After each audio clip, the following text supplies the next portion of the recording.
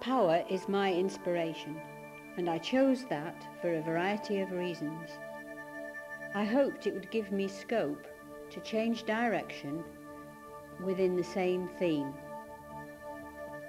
Also, I wanted the excuse to use unconventional but relevant materials combined with the traditional embroidery techniques. These, I hoped, would make my final pieces art. Unconventional materials lend themselves readily to creative constructions that I favour.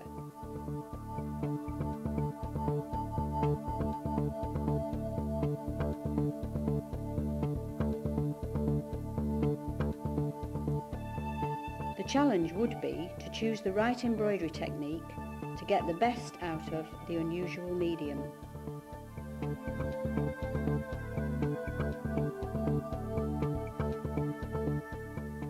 Power Crazy, the crown, is my 3D functional item. It represents the power of humans and authority and is life-size. During studies of Tudor strapwork and braids, I tried using wire to work macrame. This led to the idea of using wire as a suitable medium to construct the crown, as wire links well to the power theme. Human power is illustrated by 17 figures, and they link arms to form a circle, a symbol of power. They stand on a ring of polythene tubing, its surface sprayed with metallic paint and its inside filled with fluorescent paint. Glass beads and plastic covered wire were the main ingredients used in the making of the figures.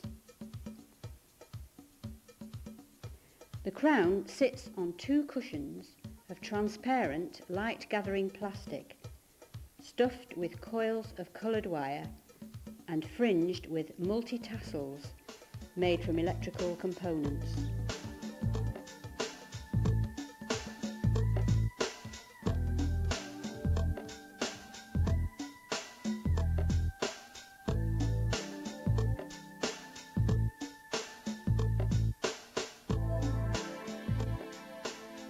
Power dressing is my wall hanging and comprises 3 figures inspired by electricity pylons. Sonia Delaunay's drawings and patterns inspired me to use geometric shapes. The initial drawings for the design were then enlarged several times to a suitable size and a framework constructed in earth wire. Experiments with machine stitching on polythene gave me the ideas for the apparel for the figures.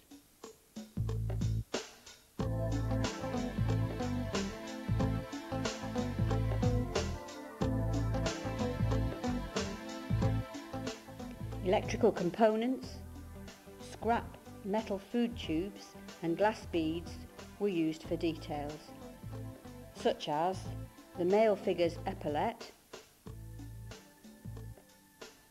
his one boot, and the 2 female figures' accessories.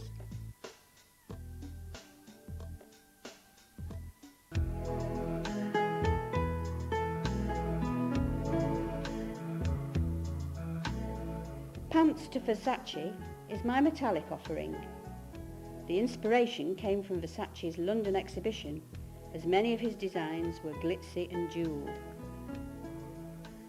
My original intention was to make pants in his style, but as I got involved with the project, the ideas began to flow and I ended up making a whole ensemble.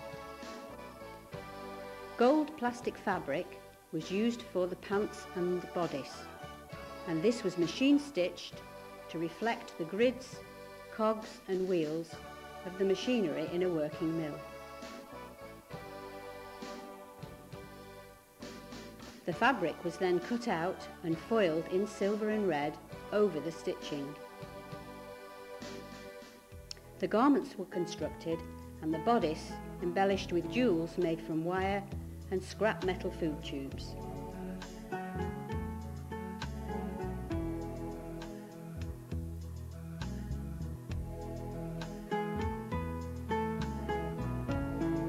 The belt was made from thongs of the gold plastic. These were wired, shaped, and jewel-like additions added. The jacket was made from 4 dustbin liners, which were ironed and foiled before cutting out to imitate the leather that Versace liked to use. The cut work on the collar points and on the back was worked by machine and cut out with soldering iron. This is my slant on another Versace detail, seen on the back of some of his evening robes. The cap was made from the dustbin liner fabric and heat shrunk over a mould to shape it to fit a head.